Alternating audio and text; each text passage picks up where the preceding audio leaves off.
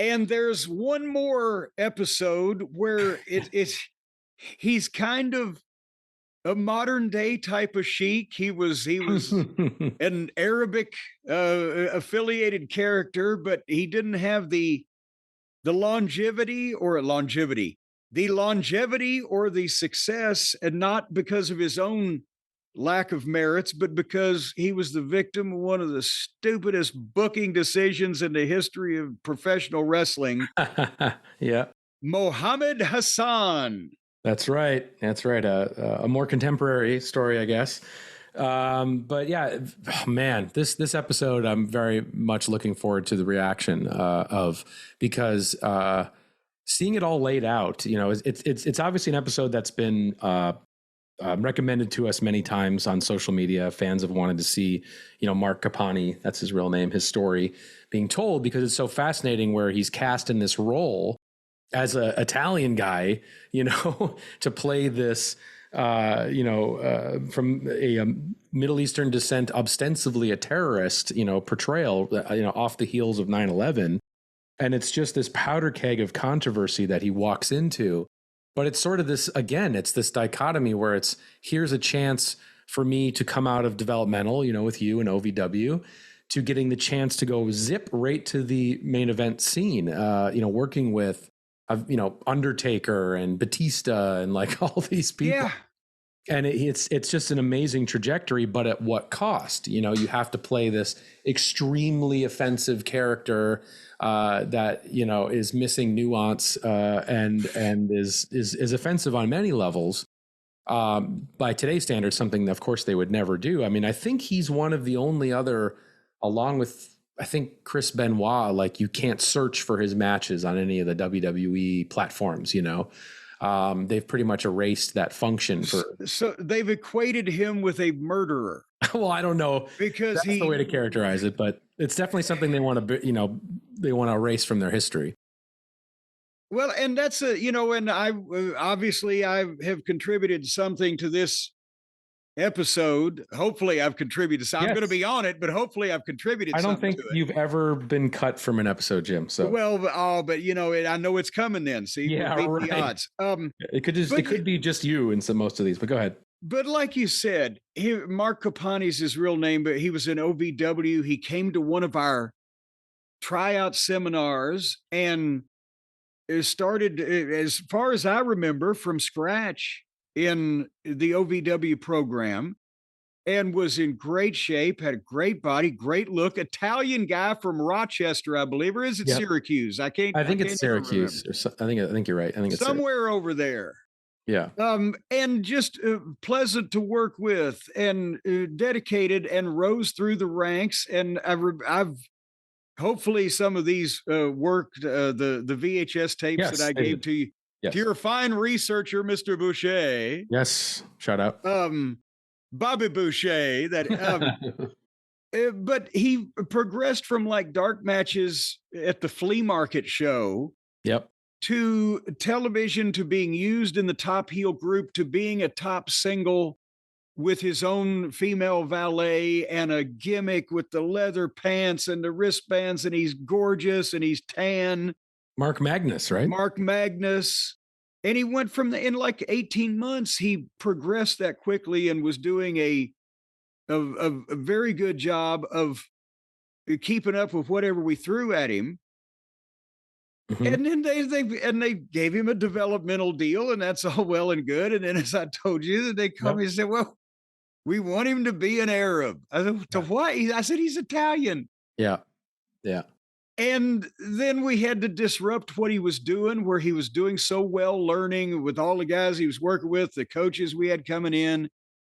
They take him off television. He still go to class, but now he's got to revamp his entire gimmick. And we at least had him as a sympathizer, because Sean Davari came in, and I love Sean Davari as a person. Again, the gimmick that they were doing here was not my favorite, but at least he's gone away because he had a losing streak, and now he's found a guy with a different ideology to tell him what's up. And also, this guy's got a lot of money, and he's financing this fucking arrogant heel. who's also still from fucking New York State, right? Yeah, right. But now he's changed his name. Somebody changed their name to Muhammad in Louisville. People would get it. I said that, right? But then they just take him and they make him a goddamn villain from wherever the fuck, Well, from the it was kingdom of well, no, it was the idea was somewhat interesting in that he was an American, right? And it was in the wake of 9/11 and the sort of Islamophobia that he was him and his family friends were sort of were experiencing in the wake of that. He was like, no, I am an American, and he was pushing back on the stereotyping of him, but still. But then where did he get the gang of hooded terrorists to come in the ring with him? I'll just explain. A family man hanging out. No, because it started out that way. It started out as, I'm an American too, but obviously he was clearly being portrayed as a villain. There was no mistaking that this is still you're supposed to boo this guy, even though he's trying to come from a somewhat sympathetic. It's weird. There was a weird thing about it. Weird. More than one weird elements with the idea. But then I think as time went on, and that sort of aspect of the character, that origin of that character played out, they just crossed this threshold at one point, turned up the heat, and no, he's just a terrorist now.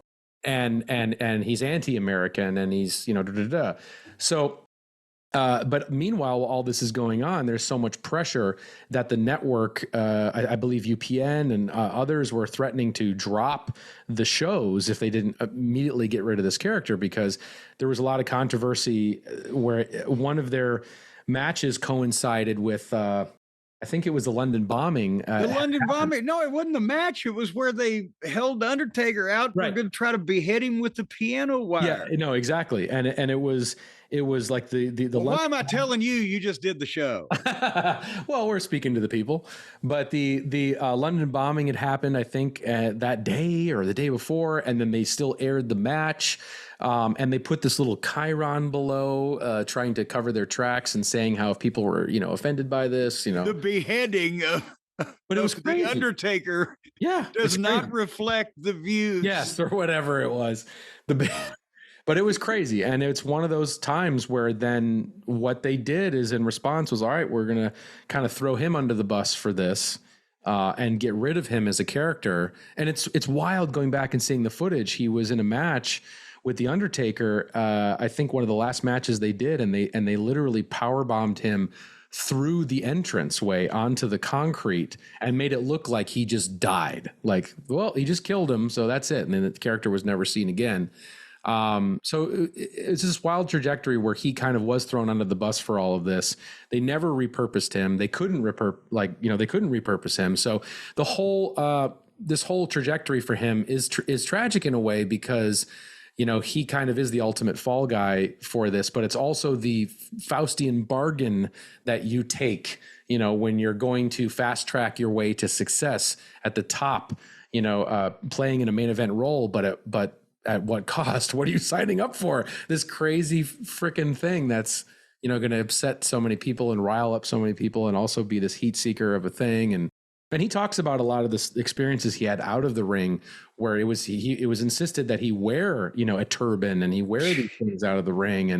And there were a lot of people who were not happy about that. And he also did kind of get to experience prejudice, as well too, which is also fascinating and just weird, So, and that's, I've said it that since now he's a grown and successful adult with a real job in school, helping the young, contributing to society, he probably did better in the long run than if he'd have been stuck in the wrestling business. But he may be the best wrestler whose career only lasted 2.5 years. Yeah, maybe so.